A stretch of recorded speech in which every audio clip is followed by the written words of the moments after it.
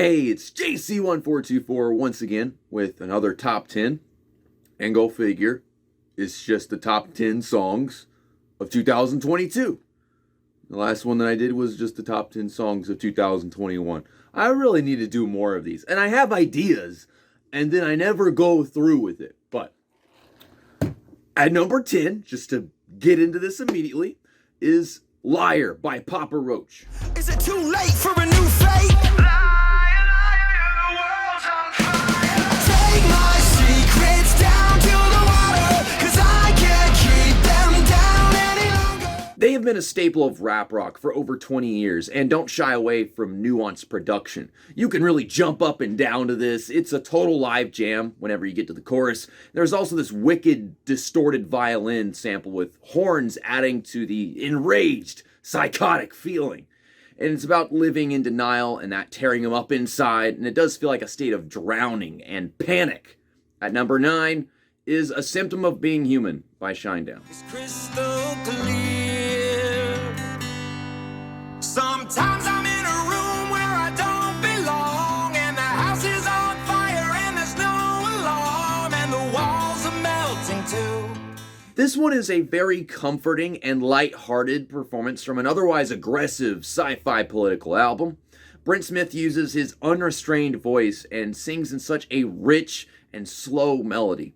It's worded in a way that intends to normalize people's struggles to connect and survive in a social concept.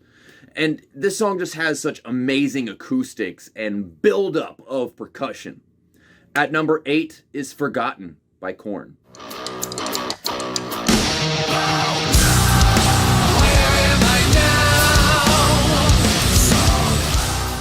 This song is about letting go of pain, holding you down, preventing you from being yourself. And usually Korn is more on the negative, dark side, though. It's got a gnarly, dirty riff and a chorus that just sounds like freedom. They have that signature dull bass tone in the verses, and eventually it goes into a cool little breakdown.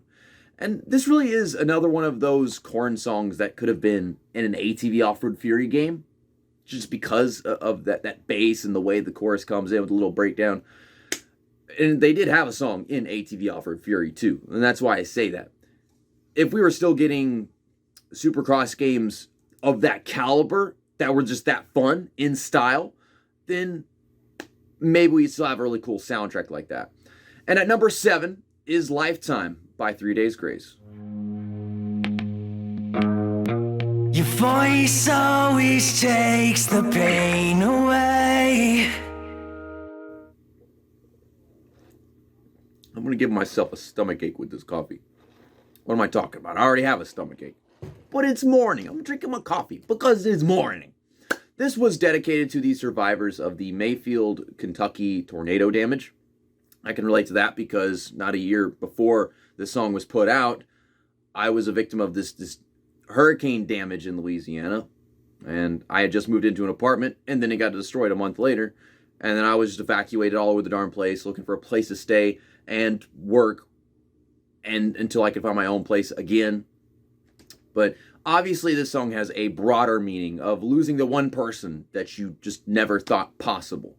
I just love that this is up to the standard of 3 Days Grace that we grew up with. It doesn't play around like the rest of that album did.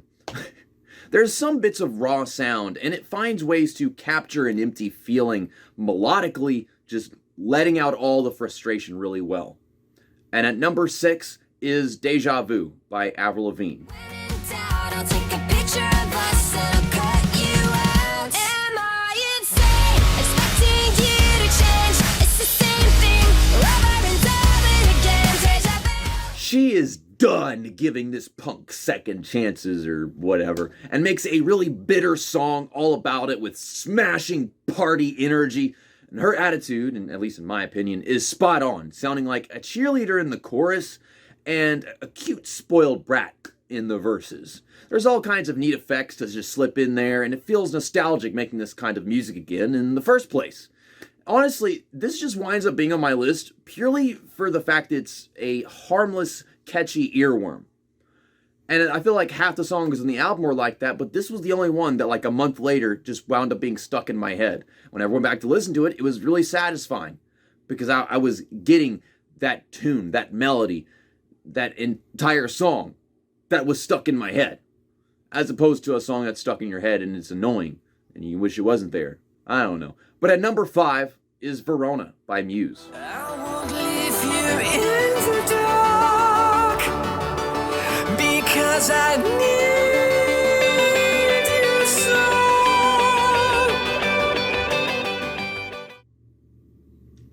This is a beautifully mixed love song with the essence of hits that I heard back in like middle school.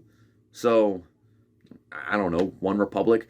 But Matt Bellamy calls it an irresistible poison and uses an elegant amount of enunciation. And it works well for this song.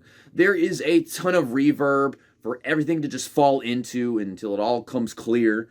And the timing of the guitar line, the synth, and the drums entering in is just flawless in my opinion.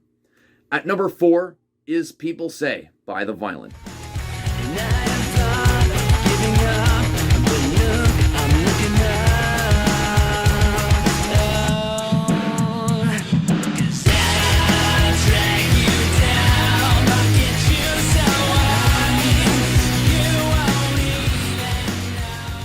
I should add, before I get into any of this next few parts of the video, that this is the spot right here, number 4, where everything starts to become really certain for me.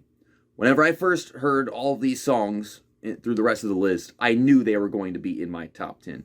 Everything else up until this point kind of felt like a shoo-in. Like me just deciding that all the other songs, they were some of my favorite material of the year, but they were not, like the best stuff that I had heard anywhere near that. So I think 4 songs pretty solid versus like the 40 or the 90 songs that people have in their top 50s and top 100s. It's like, that's 40 and 90 honorable mentions to a top 10. I don't know.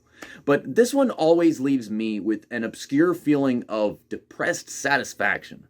Like edgy high school hormones? I don't know. It has the approach of needing failure and to have people testing your faith, to keep your ego tame. But there's a wacky use of industrial effects that definitely isn't a selling point, but is something that I find cool with The Violent. They do this a lot. And it does sound like 90s new wave alternative or something. Not David Bowie, but whoever it was that made that dang song for the TV show Charmed. It was a cover of another song, but yeah, you know what I'm talking about. What helped me latch onto this was the obviously euphoric vocal harmonies, much like what you get with Red Sun Rising.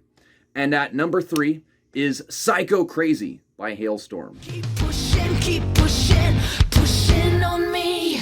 If you want crazy, I'll give you psycho. From the very beginning, the guitar and bass leave a truly wicked feeling. Lizzie Hale goes through a sexy mood swing to pull off this confrontational atmosphere. And then you've got these chords that leave quite the bombastic impact, while the drums just help it get there in every stage of the song. There's this special bitter sound to the bridge that captivates the feeling of, I'm sorry it's gotta be this way, but it just does, from a musical standpoint. And man, if I was in control of what was winding up in NASCAR video game soundtracks, this song would play every time the game started. So, if all you care about is me driving around circles in video games, listen to this song. This would be a great fucking song to have at the beginning of a NASCAR game. And then number 2 is My World by Avoid.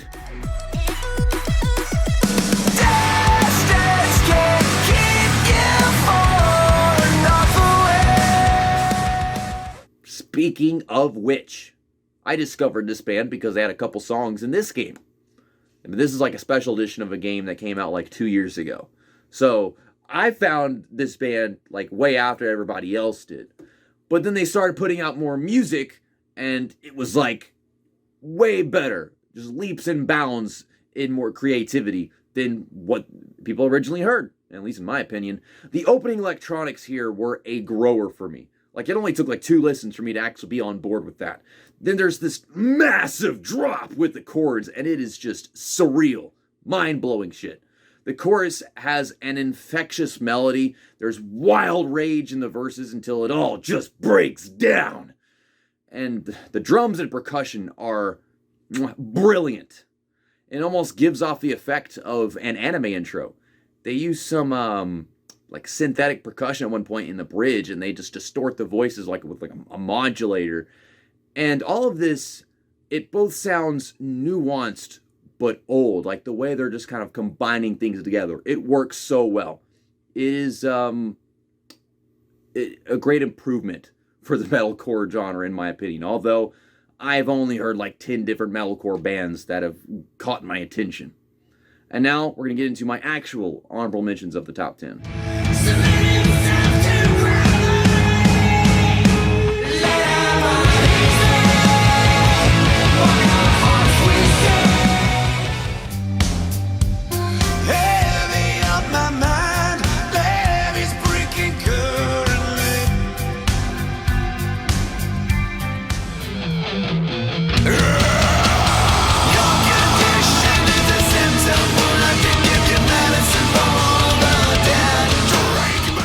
The Foundations of Decay by My Chemical Romance. It seems like a shoo-in.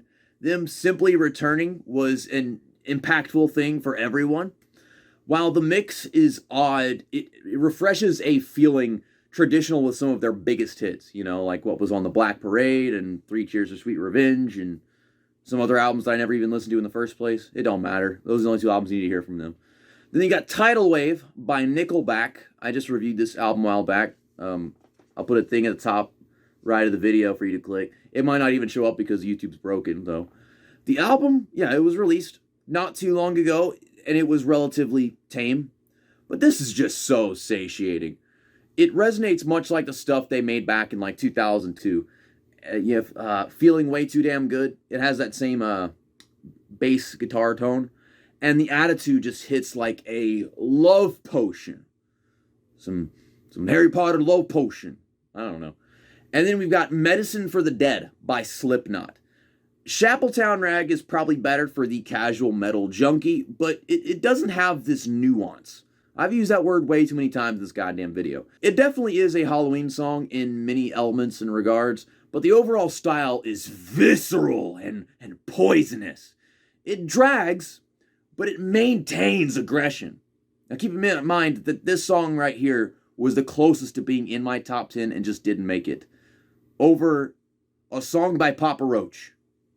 And at number 1 is, shit, I don't remember. I don't remember my number 1.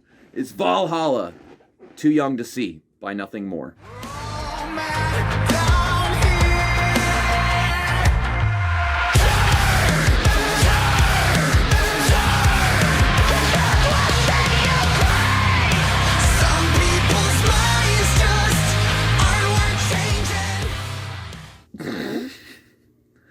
I probably should be like cutting some of these parts out and then like redoing them, but I think it's probably more funny this way if I just fuck up half the stuff in the video. This one opens up with a calm and innocent vibe, but eventually it twists into a bitter mood. Yeah. Speaking of coffee. The hard instrumentation kicks in and you get one of the sassiest choruses you will ever hear. And the second verse is a unique style. The bridge is a jam on its own. And the outro is filthy as fuck. Basically, this song is just saying, don't get stepped on. Don't try arguing with stupid.